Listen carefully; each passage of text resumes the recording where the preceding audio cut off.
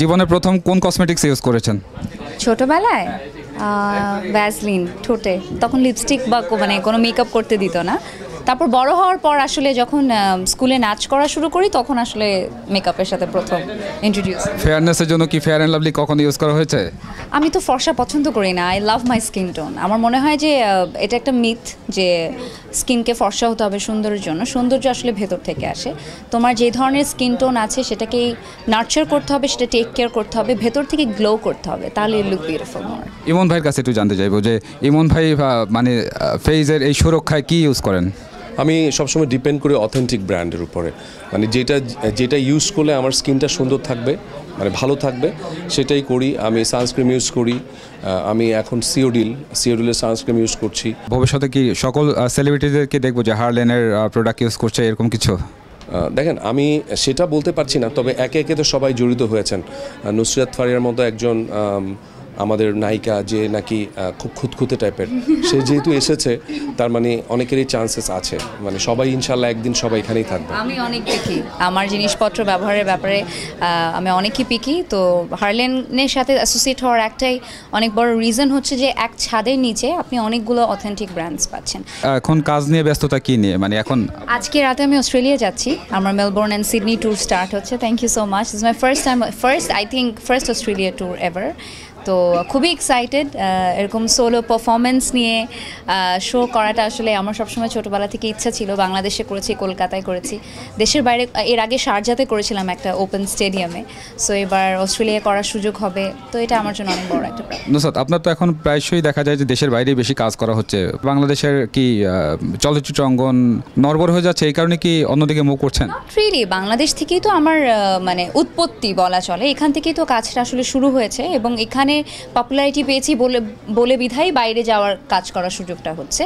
Of course সব ধরনের কাজই আমাদের করতে হবে না অ্যাজ অ্যান এন্টারটেইনার, কারণ শুধু যে সিনেমার উপর ডিপেন্ড করে থাকলে হবে তাও না, কারণ ছবিটা আমাদের শখের জায়গা, কাজের জায়গা, পেশা, নেশার জায়গা। বাট অন দ্য কন্ট্রারি যদি আমরা সেটাকে শুধুমাত্র জীবন জীবিকা হিসেবে চালাতে থাকি তাহলে অনেক কঠিন।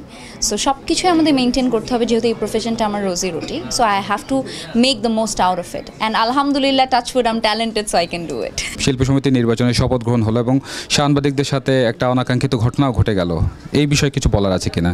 ফার্স্ট অফ অল আমি একটা কথাই বলতে চাই যে এই ধরনের অনাকাঙ্ক্ষিত ঘটনা আসলে খুবই অপ্রত্যাশিত।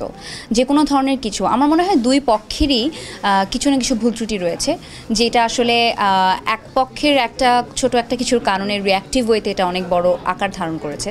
সো এই জিনিসগুলো না আসলে অনেক সূক্ষ্ম, এগুলো যতটা সম্ভব একটা মিউচুয়াল ডিসকাশনে, একটা সিভিল ম্যানারে এটা সর্ট আউট করা যায় ততটাই বেটার।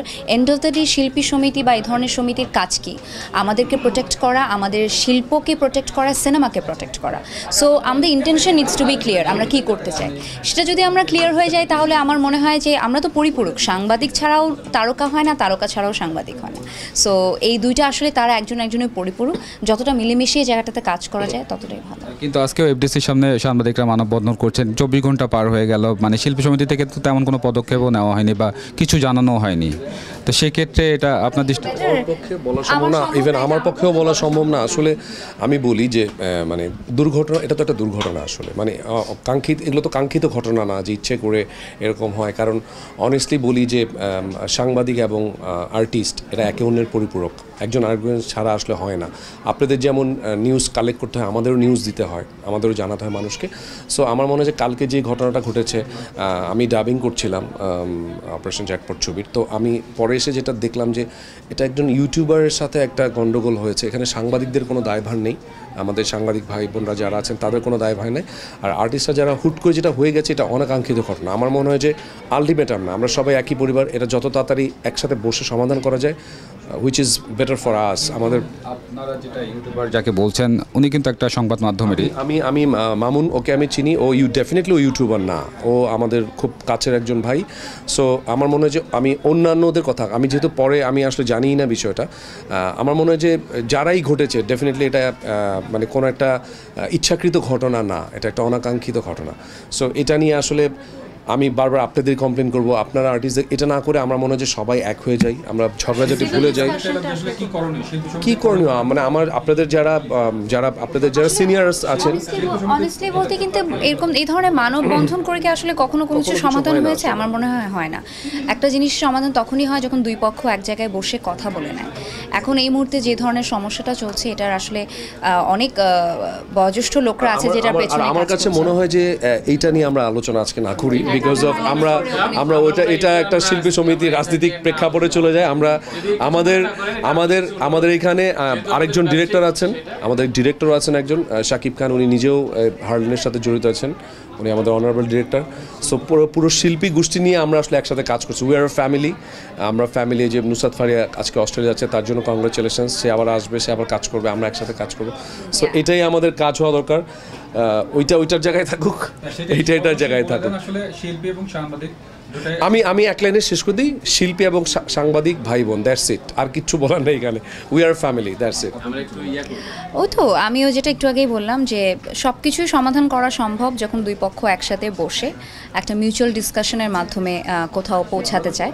আসলে মানববন্ধন বা রাগারাগি মন কষাকষি করে আসলে পৃথিবীতে কোনোদিনই কোনো কিছু সলভ হয়নি। আমি তো খুবই শান্তিপ্রিয় মানুষ, সেটা আমার জীবনেও হতে পারে, পার্সোনাল লাইফে হতে পারে, কাজের লাইফে হতে পারে। তো আমি সেটাই বলবো যে ঠান্ডা মাথায় দুই পক্ষ বসে এটাকে সর্ট আউট করলে এভরিথিং উইল বি ফাইন। এবারের ঈদ পয়লা বৈশাখ কেমন গেল? আমার ঈদ পয়লা বৈশাখ খুব একটা আহামরি তো কিছু যায়নি, যেহেতু আপনারা সবাই জানেন যে আমার বাবা সুস্থ ছিল না।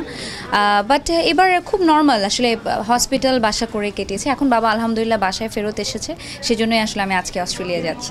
ঈদে তো অনেকগুলো সিনেমা মুক্তি পেল, দেখা হয়েছে? না, honestly না। আমি রাজকুমারটা দেখেছি, রাজকুমারটাই দেখেছি এই পর্যন্ত। রাজকুমারটা খুবই ভালো ছবি ছিল, সব কিছু মিলে আউটস্ট্যান্ডিং। ঈদ কেন্দ্রিক যে এতগুলো সিনেমা নির্মাণ এবং রিলিজ দেওয়া হলো, সেটা কি উচিত কি না অনুচিত? সারা বছর জুড়ে হওয়া উচিত কি? যে এত ছবি একসাথে একদমই আসা উচিত না, 3টা বা 4টা হাইয়েস্ট। আদারওয়াইজ আমাদের যে পরিমাণ হল আছে সেটা মানে একসাথে এটা কভার করা যায় না। সো যত কম 2টা বা 3টার বেশি আসা উচিত না। আসলে ঈদ তো একটা অনেক বড় ফেস্টিভ্যাল, সবাই চায় যে ঈদে তার ছবিটা মুক্তি দিয়ে তার বেস্ট ওয়ার্কটা ফরওয়ার্ড করতে।